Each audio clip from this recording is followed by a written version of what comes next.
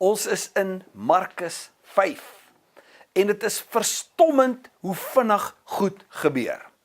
Want ons het skaars by Markus 3, die groepie disippels by mekaar gehad en Markus 5 is ons midde in 'n geestelike oorlog. Dis hoekom die filmpie vir jou daar gewys het van, dis eintlik 'n beeld van hoe die wêreld vandag geestelik lyk. As jy dit kan, daai prentjie vir jou kan sien, hoe mense geestelik lyk, in gevangenskap, agter hoë drade, ondervoed, besig om dood te gaan, dis ons wêreld. Nou kom Jesus hier en in Markus 5 kry ons 'n geweldige encounter. Die man met die bose gees sê sy naam is Legio, want ons is baie. Hy's in die greep van die bose, hy's in kettinge, dis daai beeld van die konsentrasiekamp.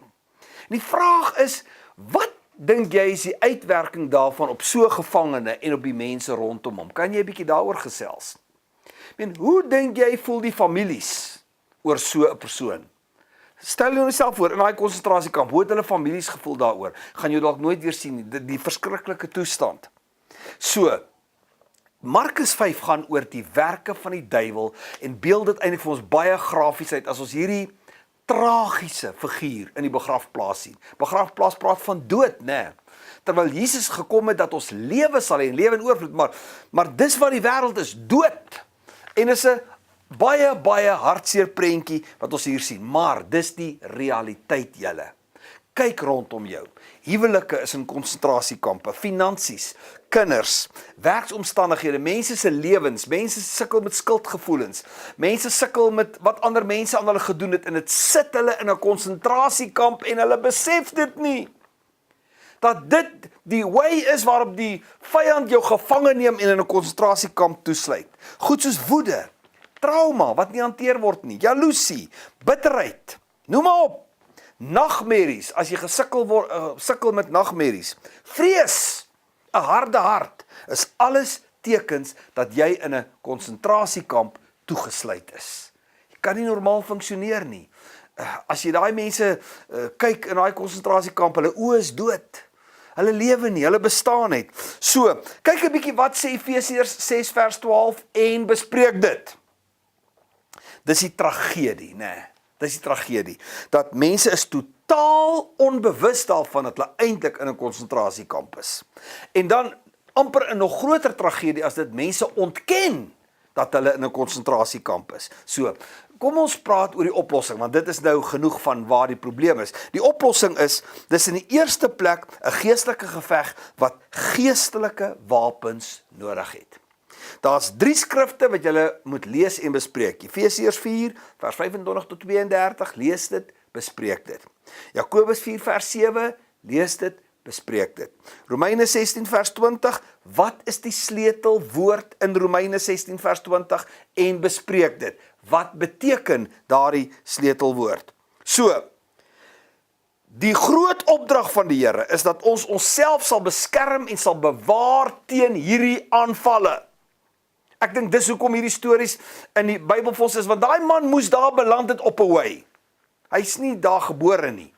Hy daar beland op 'n way. Hoe het hy op daai plek gekom? Hoe kom 'n mens op 'n plek waar jy toegesluit is in 'n konsentrasiekamp en sterwend is? So jy moet jou bewaak en bewaar, geestelik, emosioneel en liggaamlik.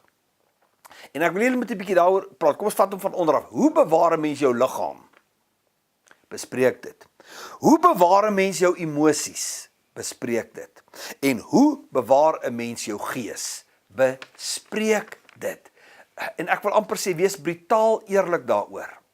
Want dit is tyd dat mense vrykom uit daai konsentrasiekamp uit. Want weet jy wat? Jy het ook in die film gesien hoe hulle bevry word. Nou kom ek sê wat, toe Jesus Christus aan die kruis sterf, toe maak hy konsentrasiekampe se deure vir altyd oop.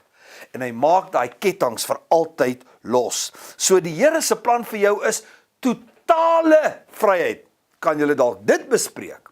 Die Here se plan vir jou is totale vryheid. 1 Johannes 3 vers 8. Lees dit, bespreek dit. Kolossense 1 vers 13 en 14. Wat is die sleutel in Kolossense 1 vers 13 en 14? Bespreek dit. En wat is die belofte in Handelinge 26 vers 17 en 18? Bespreek dit. Ek weet ek gee jou nou baie skrifte, maar ek wil jy moet in die woord kom en ek wil jy moet self vir jou die goed ontdek en nie net luister na wat ek sê nie, gaan ontdek self in die woord van die Here. So, die stappe tot oorwinning is bely alle sonde, vergewe en aanvaar die Here se vergifnis vir jou. Groei deur gebed en deur inneem van die woord van die Here.